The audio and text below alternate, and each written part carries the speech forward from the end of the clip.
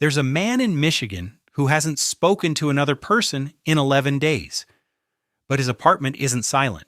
He talks constantly to himself. His name is David. He replays every argument he's lost. He rehearses apologies nobody will hear. He narrates his own breakfast like a documentary nobody asked for. His psychiatrist says David isn't psychotic. He's doing what most adults do daily. The only difference is that David stopped caring who sees it. Most adults talk to themselves. And here's what nobody tells you about that voice in your head. It isn't random, and it isn't harmless. What it says, how it says it, who it sounds like. That's the whole story of your inner world, and for some people, it's quietly destroying them. 3 things. Why your inner voice has so much authority. The 2 types of self-talk that produce completely different lives. And the one question that changes everything. First, the most important reframe. If you've caught yourself muttering and felt embarrassed, you've been ashamed of something that's actually a sign of a working mind. When you speak out loud, your prefrontal cortex produces the language and your auditory cortex hears it. Your brain treats your own voice as information from outside.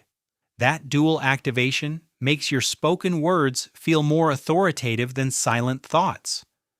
Your brain listens to your voice like someone else is speaking. Researchers at Wisconsin found that people who verbalized their search out loud located objects significantly faster than those who stayed silent. The voice organized attention. Developmental psychologist Lev Vygotsky called this private speech. Talking to yourself isn't instability. It's how a mind teaches itself to regulate, focus, and persist. Then society happens. A parent says, "Stop talking to yourself, you look crazy." The voice goes underground, but it doesn't disappear. It just moves inward.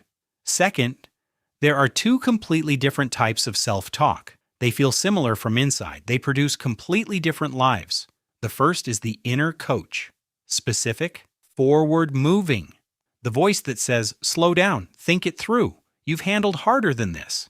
This kind of self-talk improves performance under pressure. Athletes use it, surgeons use it, it's the voice on your side. The second is the inner critic, the loop that won't stop, the replay that serves no purpose except pain, the argument you rerun at 2 a.m., the humiliation from 3 years ago you still rehearse, the voice saying, "You are not enough, you never were."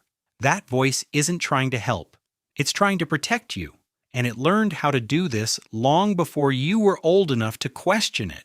Third, the dark truth about where this voice comes from. The voice that criticizes you most? It's rarely yours, not originally. A child's brain absorbs the voices around it. Parents, teachers, older siblings, whoever spoke to you most about who you were. Those voices internalize so deeply that by adulthood, you can't tell your own thoughts from the criticism you absorbed at age 7. You hear it as your own mind. So when you say, "I'm stupid, I ruin everything, nobody likes me," you think that's honesty. Most of the time, it's a recording. Psychologists call this the internalized critic. The disturbing thing isn't that it exists. It's how convincing it sounds. How much it sounds like the truth. Because the voice knows you. It knows exactly which words land hardest. That's not insight.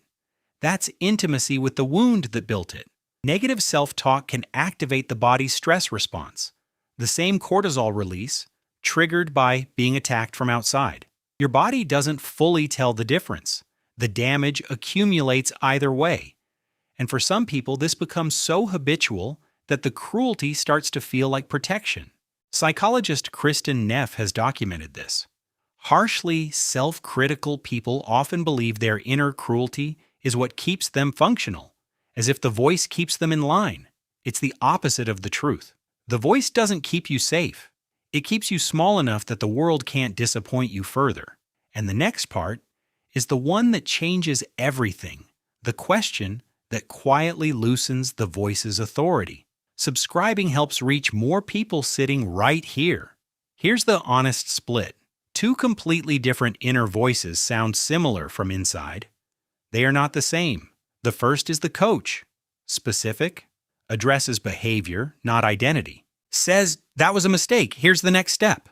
After it speaks, you feel more capable. The second is the critic. Vague. Addresses identity, not behavior. Says, "Eats, you're stupid, you always do this." After it speaks, you feel small. Same voice, opposite function. The test is simple. After your inner voice finishes, do you feel slightly more capable or slightly more small? Capable is coach. Small is critic. And critic, for most people, is a recording made by someone else, played so often it started to sound like reality. There's another layer almost nobody examines. The imaginary arguments. The dialogue you have with someone who isn't in the room. You say what you should have said. You finally make the point they never let you finish. And your heart rate is still elevated. Psychologist Bluma Zeigarnik discovered the brain has a strong bias toward unfinished business, an unresolved confrontation, an apology never received, a wound never acknowledged.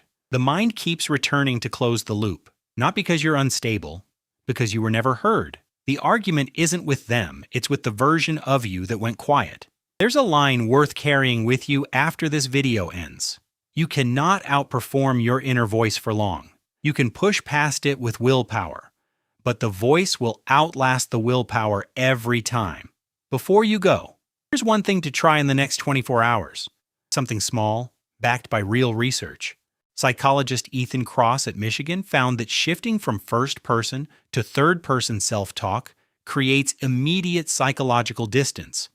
Instead of, "Why am I so terrified?" we say, "Why is your name so terrified right now? What's the next step?" The brain steps outside the storm. But the deeper move is one quiet question. The next time your inner voice attacks you, pause and ask, whose voice is this? Not who does it sound like? Whose values is it protecting? Whose fear is it carrying forward? Who taught you this is how you deserve to be spoken to? The moment you answer honestly, the voice loses some of its authority. It doesn't disappear, but it stops sounding like reality. It starts sounding like history. Come back and tell me in the comments what you found. David in Michigan eventually saw a therapist, not because he was psychotic, because someone finally asked him, what does the voice actually say? What he heard wasn't his own voice.